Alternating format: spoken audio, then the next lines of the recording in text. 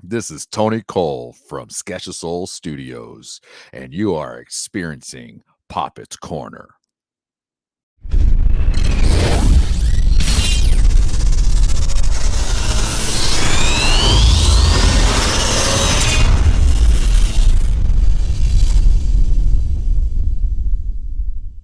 What's going on, everyone? Welcome to a brand new episode of Poppitt's Corner. And of course, welcoming back on the show. I need to stop kind of doing this. You all know him. Mr. Shannon Fry is joining. What's going on, Shannon? How you doing, bro? I'm doing good. I'm doing excellent, my friend. I want to have some fun here, if you don't mind. Yeah, let's do it.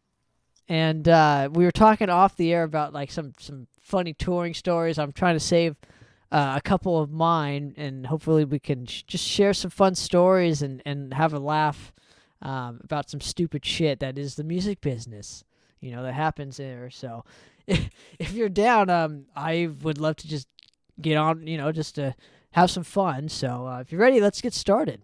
All right. So we remember how we were talking behind the scenes here. I'm going to paint the picture for everybody. We were talking about Vegas and the different style venues, and so check this out. So we played a venue, and I believe you mentioned the guy's name offhand was Chops. I can't even remember his name, but he has like his lip is a little swollen, kind of. That's how I remembered it. He kind of looked like a platypus, and whatnot, and.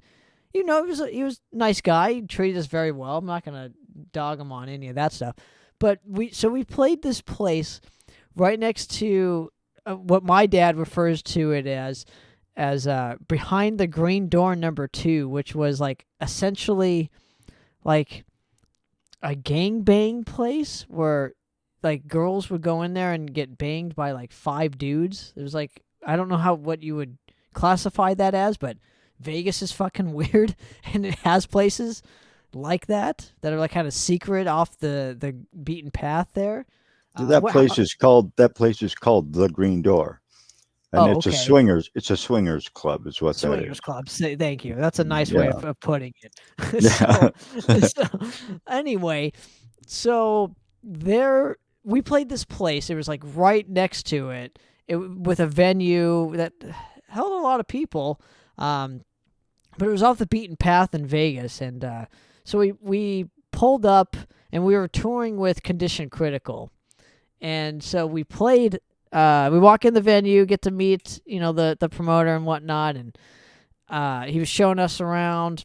It's kind of like I don't know how you explain it, like a total brick wall, then the stage, and then all this like little area for people to watch you, and then.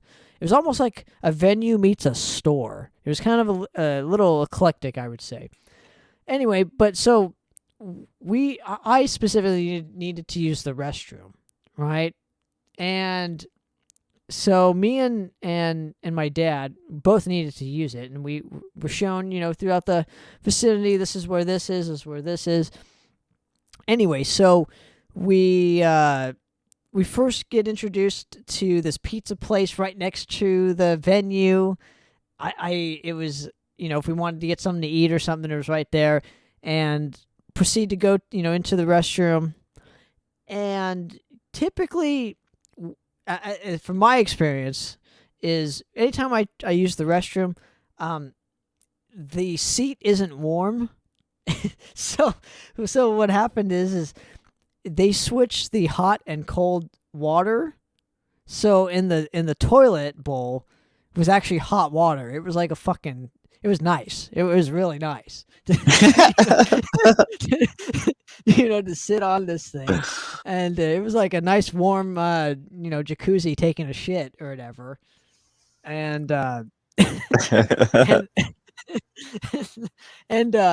so my dad, so I use the restroom, I'm washing my hands. Dad goes in there and he sits down and he goes, "Holy shit." He goes, "Whoa, have you seen this toilet?" I said, "Yeah, it's super nice, isn't it?" I'm like, "Yeah, it feels good when water splashes on your asshole when you fucking flush the toilet." I'm not trying to paint a visual here. But so anyway, it was like a nice, nice it'd be like one of those douches, like in your I mean, I felt clean after it. Whew. Anyway, so Sure. so anyway, so we used the restroom. We're like this is a weird night. And this is just how it started. And so we go in and we're playing. We kind of sound check and whatnot. And a couple buddies of mine were there. Got to hang out with them, see them. I haven't seen them in ages, and it was just nice to reminisce a little bit on because my buddy Matt is doing the Thrash Mania page. It's like a page on Facebook, and they promote thrash metal bands. And anyway, he's a big supporter of Madras, and he loves the band. So he's always posting us on there, and of course he's posted Avenger a couple times actually. I think he's tagged you in it. But yeah, anyway, regardless of the fact, so there's not. I always remember people that support us in that fashion. Actually post on us, and because it doesn't happen very often, right? So the ones that do, I tend to have them as friends, right? Anyway, so we're talking. We go on stage, we do our thing, right? We play the show. We get off stage, and this older couple comes in, and we got to talking, and it turns out the lady is like the aunt or the sister or whatever of the Maloof brothers. Do you know who the Maloof brothers are? They owned the Sacramento Kings. So they have they literally own the Palms Hotel or something. One of the big hotels out there. They own it. Anyway, so we got my dad and I start talking with her, and my dad thinks she's full of shit. Right? We get to talking, and she was telling us about her organ collection. This is fucking weird, dude. It's fucking weird. This is all the same night, okay? Behind the green door number 2, the bathroom, and this. It all happened in the same fucking... I mean, Vegas is... What happens in Vegas, it literally stays in Vegas. Fucking weird. You guys are weirdos. So she's talking to us about this, about her organ collection, which is like a bunch of, not organs as in like body organs, but like pianos, like those church organs and whatnot. And she invites us to at any time or whatever, we can go up and stay at the hotel in like the top of the line suite or whatever. I don't know what it's called. The top floor is always the penthouse. There it is. So my dad's we get to talking or whatever, and this lady's like a millionaire, dude. She's not here for the fucking metal show. She's here to go next door, to the behind the green door number 2 place, I'm sure. Because I saw her walk into it. So there's no judgment here. That's just what people are into. Anyway, so so we get to talking, and my dad and her are talking and whatnot. I'm kind of packing up my stuff, and I go to the merch table, grab a Maleficent CD, and I'm like, hey, we just played. I know you. And by the way, she liked the band. She was like really like, she liked the band, and I'm like, hey, have a CD. So I handed her a CD. My dad was cracking up after the fact. He's like, because he didn't believe it was real. Because he knows the Maloofs. He recognizes the last name, Sacramento Kings and whatnot. And he gets, after that whole interaction, happened, he went on his phone and was like, holy shit, that was real. Like, this lady literally has an organ collection. She is part of the Maloof family. And then he proceeds to crack up with me, and he goes, dude, that's so fun. I wonder what she's going to say when she gets home. And he goes, yeah, I saw a metal show, and the singer handed me a fucking thrash metal CD. I'm like, so my dad just cracked up at the fact that a millionaire walks in, likes the band. He didn't believe her or whatever, and I proceed to hit this dipshit kid that I am goes up and hands her a fucking Madras CD. Anyway, I just thought that's my story for Vegas. I always it's fucking weird, dude. I don't know what is in your guys' water. Apparently it's hot. So anyway, that's my story for Vegas. So that's a nice touring story. But what do you got, dude? Can you beat that? So there was this club on the south side, and it was called Club Rocks. Well, it used to be a strip club. So on the stage are just tons and tons of mirrors. The sound dude, though, wasn't in front of the stage. He didn't know what the fuck he was even doing. He's on the balcony above the above the stage, right? And the sound was such shit that we had to turn the PA speakers around so we can fucking hear, right? I mean, we did it in a way that they could still hear, but we had to be able to hear, right? Anyway, we get off stage. We kicked ass. We get off stage. We were playing with MOD. And if you know, Billy Milano likes to talk. And the guy's a talker. And he's fucking hilarious.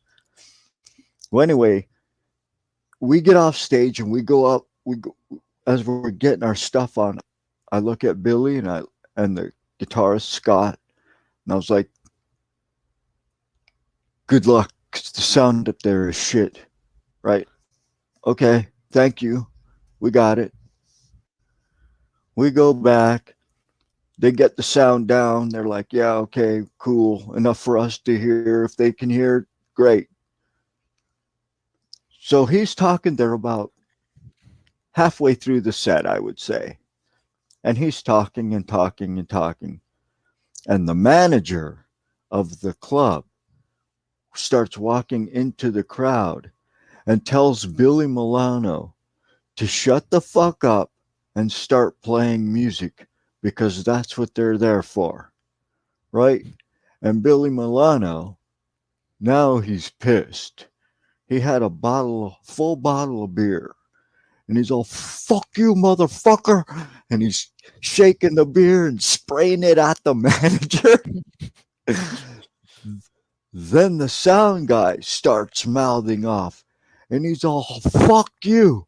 You don't even know how to run sound because you're way the fuck up there. And then the manager, now he's getting pissed, and he's like, that's it. You guys are done. The dude on upstairs is like, what are you going to, I'm going to turn this microphone off right now. And Billy Milano unplugs the microphone. Fucking 120-mile-an-hour fastball. And throws it at the sound dude. It missed. His aim was bad that night because it hit the wood before it had a chance to fly up. So he shattered the fucking inside of this microphone. The whole thing's fucked up, right? Now is when everything goes crazy. Everyone's getting kicked out. The management is kicking us out. The security guards are just kicking everyone in the show out. 200 and something people just get the fuck out. As we're walking out, we're one of the last ones because I wanted to see what was happening, right? Just as we're getting outside, here comes all these cop cars, just tons and tons of cop cars. I think there were at least 15 SUVs, like the small SUVs, because that's what they drive now in Vegas. And then there's the vans, and then there's the what are they called? Like the bigger SUVs. You mean like a touring van or like a Suburban or fucking like a Suburban? Yeah, like a Suburban. Okay. There were like 5 of those. and 15 of the smaller SUVs, a couple paddy wagons, the vans, Mm-hmm. and about 12 or 13 motorcycle cops. And oh my God, dude, like it was kind of chaos. It wasn't punches or anything thrown. Like it was just chaos. And I don't know why even they were there. So, anyways, as we're leaving, like people are trying to get back into the bar. Well, the Vagos showed up, the motorcycle gang, right? Club, not gang, club. And one of my friends got punched by one of those dudes because that was their club. They didn't want no one there. And then the cops are like arrested a couple people, and oh man, it was just bad. But the fact that Billy Milano ended up getting it settled, right? I had to buy a new microphone, and they were banned from the club. But who cares, right? The club closed down 6 months after that, anyway. Dude, so here's a funny story for you. Hopefully I can remember. It's been so long, dude. Yeah, let me see if I can pull it out of a hat here. So when we were on tour for our first album, Maleficent, this was like I said, this was our first tour. So 2012, summer of 2012, like September, October. So we're in, I want to say like Oklahoma. Yeah, Oklahoma, because we played this. I can't remember what the place was called, but it was in like Oklahoma City. We played the show. It was a great show, and we didn't have a place to stay and whatnot, and so. Oh man, this is great. And then there's a couple that I want to tell, and I'll tell you a Mexico story too. Remind me. Remind me. Yeah, remind me. So we're in Oklahoma City, and we're tired as shit. You know, we're hungry as shit. That's what you do on the road. You're tired and hungry, you know. And so we play the show. We get invited back to the guy's house and whatnot. Well, it turns out the gentleman has fleas. so some of the players slept in the house because he had cats and dogs and whatnot, and well, I didn't stay in there because I'm like, you know what, I'm gonna sleep in the van. I'm small enough. I can, I'd much rather it's nice and warm in the van. So I'm sleeping in there, and my bassist at the time was sleeping in there. I really don't want to name names, but I mean, you guys can figure it out. Anyway, so he went and bought these 99-cent Top Ramen, like cup of noodle things. You know what I mean? Beef and whatever, the beef kind. So where we parked, there was like this right to the right side of the van is this crack, and it's just full of water. It's just full of like sewage water or whatnot. So apparently in the middle of the night, somebody went out to go to the restroom and dropped one of the beef and the Top Ramens or whatever. It fell, so it's in the sewer. It's in like essentially a puddle of sewer water. It's the middle of the night. We're sleeping in the van, and it fucking reeks. It fucking reeks, dude. It's brutal. So we're sleeping. Anyway, come to find out, morning comes, and we're like, what the fuck is that smell? And we look down and we're like, holy shit. And the water is just, it's brown as shit. Literally, brown as fucking shit. So, yeah, I'll always remember that smell.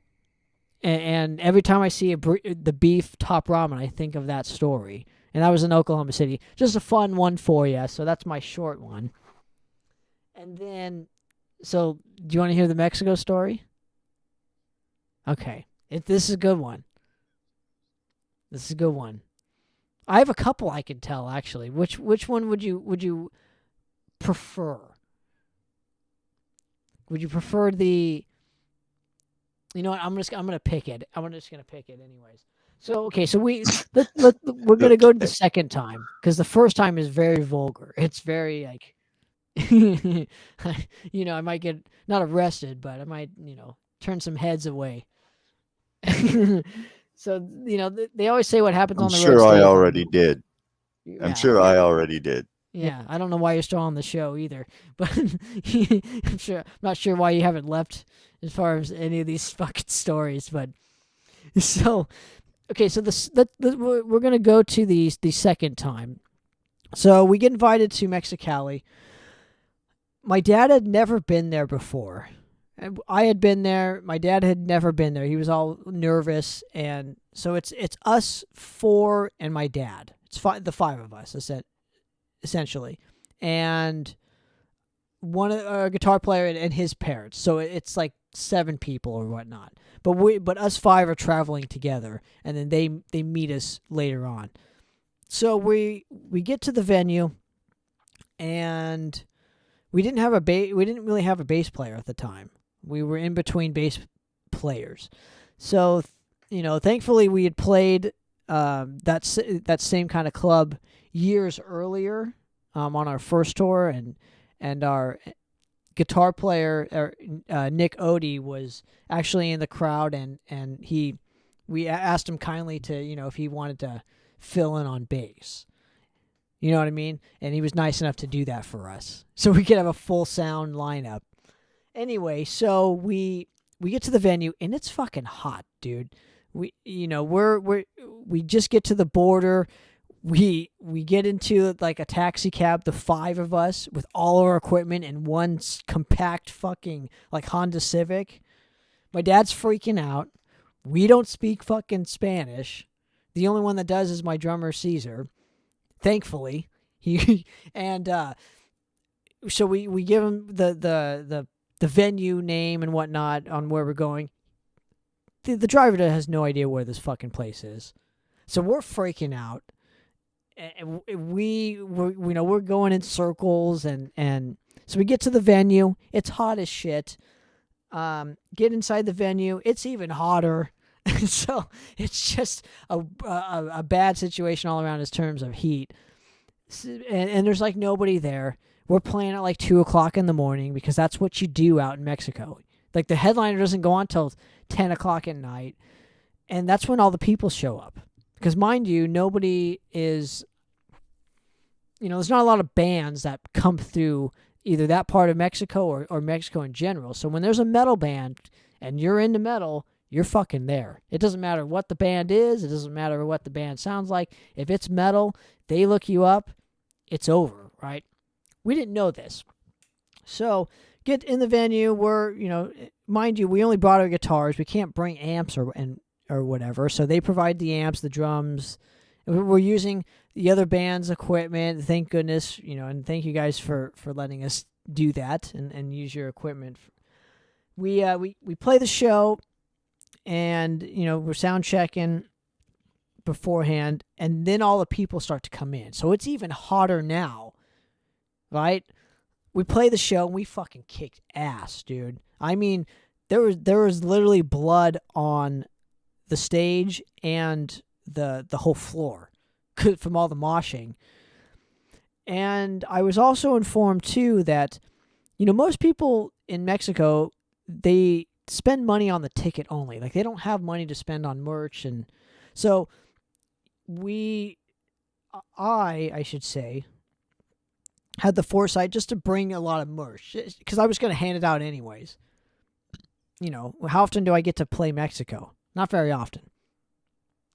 So I'm handing it to the audience and whatnot, and I'm like a rock star, dude. I literally got off stage. It literally didn't even have my shirt on because usually, I play without a shirt.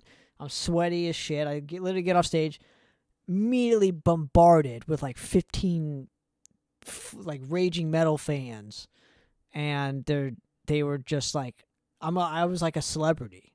It was mind blowing. So thank you guys in Mexico. I can't wait to get back out there because it will happen.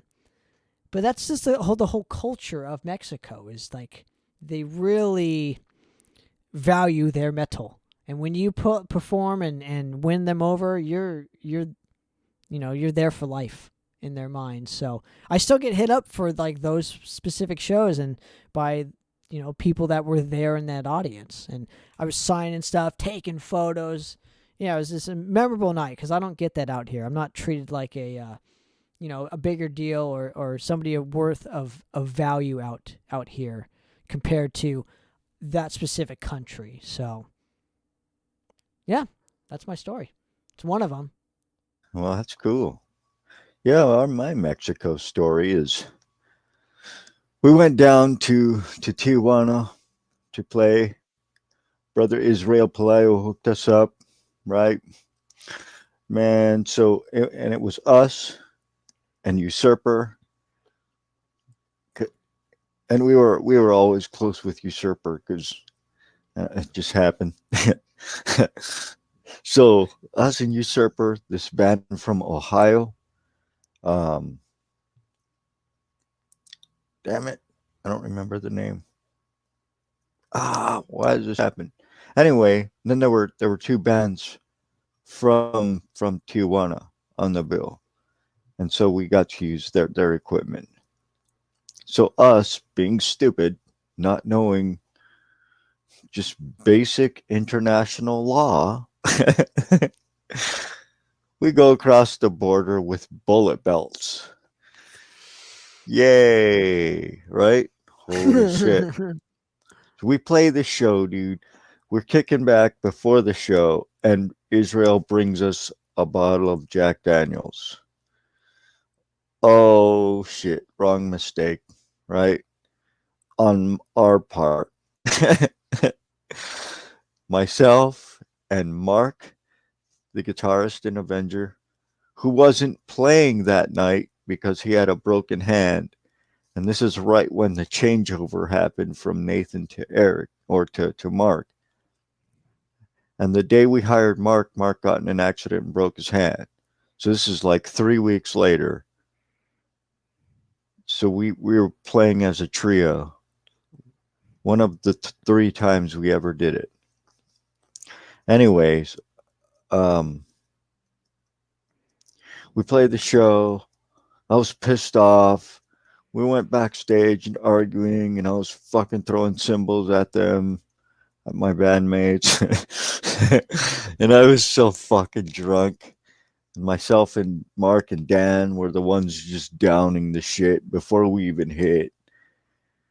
So Dan was way more trash than I was by the time Usurper hit the stage. He's the vocalist for Usurper. Anyways, we get on stage, and part of my drum pedal, one of the screws, drops on stage, and the stage has sections that connect to make one bigger stage. But there were cracks, there were little spaces where they would sit next to each other. And one of my fucking screws went into one of those spaces. So I'm like, motherfuck, right? And I'm trying to hook the drum pedal up. And I'm so drunk that I couldn't even hook the pedal up, right? Dude. And Sean and Eric are doing the sound check. Well, what the fuck about me, right? Hold the fuck on, right? I was pissed, right? Somebody comes up and asks me if I needed help. I was like, no, I got it. Fuck off, right? I got it. Just let me do it. 10 minutes later, I get my drum pedal on. I'm like, all right, fuck it. Like, sit down. And because it's not my drum set and the way I would set my stuff up, it was a little harder for me to play, right? And there was an 8-inch tom and then a 14 or something. It like went dinky to lower, and it was like, oh, and it's only a 5-piece, so I'm like, shit, right? Because I don't think that way. I think like my drums. Anyways, we get off stage. We're arguing backstage, as I explained, through symbols, and we were arguing, and I wanted to punch everyone and fucking whatever. And I don't even remember what was said, dude. It was just bizarre, crazy, and insanity, and I lost my fucking mind because they pissed me off. Anyway, we miss Usurper because we're our backstage arguing. We get out. We got things cooled down. Everything's cool, whatever, right? We're on our way back to the hotel, and there's a cop. Oh shit, right? Of course.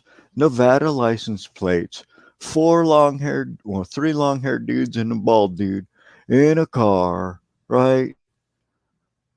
Oh my God. There's no one else out. No other cars are driving around. And if there are, there's like 4 or 5. It's like not busy at all in this area for some reason. So we get pulled over, right? Oh my God, dude. They start searching our stuff and they take Eric, who was driving, and arrest him for DUI, who wasn't even drinking. Or maybe he was, but didn't even matter, dude. Right? He was fine. Then they arrest me because I have bullet belt. Now they're going to charge me and Eric for the bullet belt and him with DUI. And I'm trying to explain to the dude, look, they're blank. They're not real. It's like a prop. They're not real.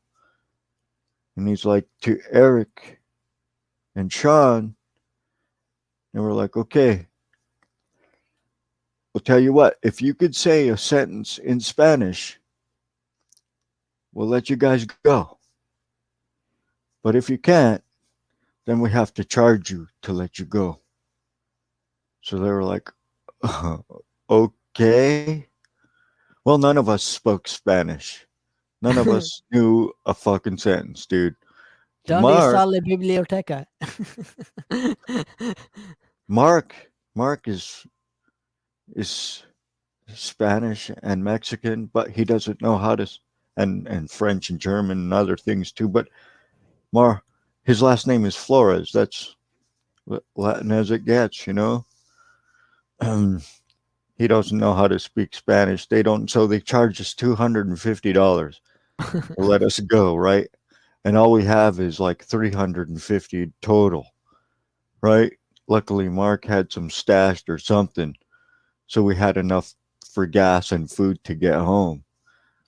So, but then, right? Okay, they decide, okay, we're gonna let you go. I'm in handcuffs. Eric's in handcuffs, right? And they were like, okay, just sit here, and then there'll be another cop coming. I'm like, okay, so this ain't making sense, right? And I'm like, well, we can go then, right? He's like, yeah, you could go. I'm like, okay, well, can you undo these handcuffs? And he's like, I don't have the key. I'm like, oh, what? I'm going to get shot, dude. That's what I'm thinking. I'm going to get fucking murdered, dude, right here in Tijuana because I have a shaved head, I have bullets. Now they think I'm a Nazi, probably, because I'm thinking more like what I've already experienced. And it's like, oh, I don't have the key. Well, who does? Right? That's what I asked. Well, who does? He's like, well, don't ask questions, but there's another cop coming, another policeman coming, and he has the key. He'll take it off. And I'm like, okay. And luckily, just at that time, another cop pulls up, and he's like, okay. And he gets out the key and he undoes it. And I'm like, oh man. He's like, okay, you guys can go. Do you know where you're going? No. Right? He's okay. Just follow us, and we'll guide you there. They escorted you out of Mexico? We got an escort to the hotel. That's fucking In awesome. Tijuana, dude. Yeah. Big time hot shots. Yeah. Who knew all you needed to do was get arrested in Mexico for police escort? I know, dude. Fucking awesome. Well, that's a good place to stop, don't you think? Tell some fun stories. We'll do this again. I have plenty more that I'll have to write down. This is just on the spot shit here, so I'll have to.